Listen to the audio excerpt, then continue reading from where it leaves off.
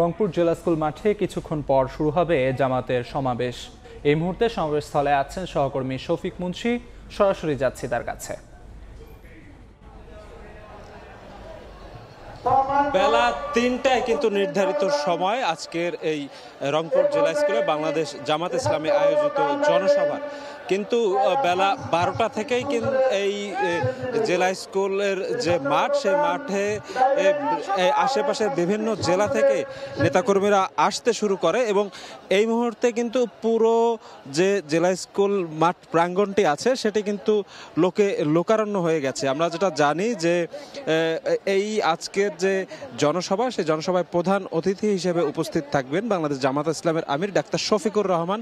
প্রধান বক্তা হিসেবে উপস্থিত থাকবেন সাবেক সেক্রেটারি জেনারেল এবং যিনি দীর্ঘদিন কারাবন্দী ছিলেন সেই আলোচিত নেতা এটিএম আজহারুল ইসলাম।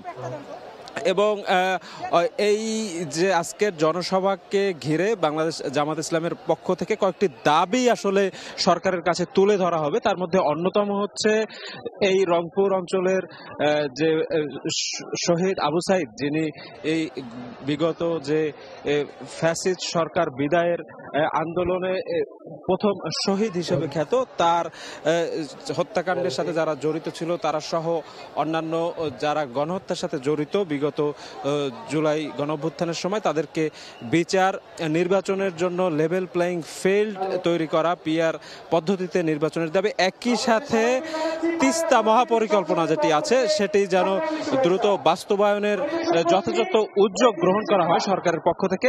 সে দাবিগুলো কিন্তু আজ এই মঞ্চ থেকে জামাত ইসলামের কেন্দ্রীয় নেতৃবৃন্দ তারা তুলবেন।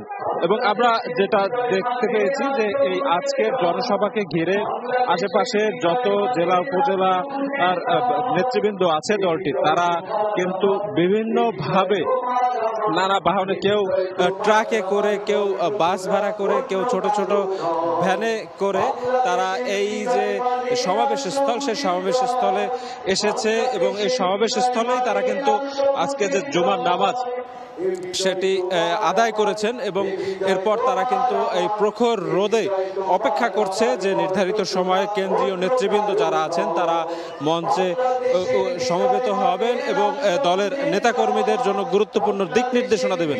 একই সাথে কিন্তু জামাত ইসলামের আজকের যে জনসভা, সেই জনসভা একটি ভিন্ন কারণে খুব গুরুত্ব বহন করছে। সেটি হচ্ছে দীর্ঘদিন কারাবরণের পর আজ এই জনসভায় জনসম্মুখে বক্তব্য প্রদান করবেন এটিএম আজহারুল ইসলাম। তো এই ছিল আমার কাছে রংপুর থেকে আজকে যে বাংলাদেশ জামাত ইসলামের আহত জনসভা, সে ব্যাপারে সর্বশেষ। রংপুর জেলা স্কুল মাঠ থেকে জামাতের জনসমাবেশের সবশেষ তথ্য জানাচ্ছিলেন সহকর্মী শফিক মুন্সি।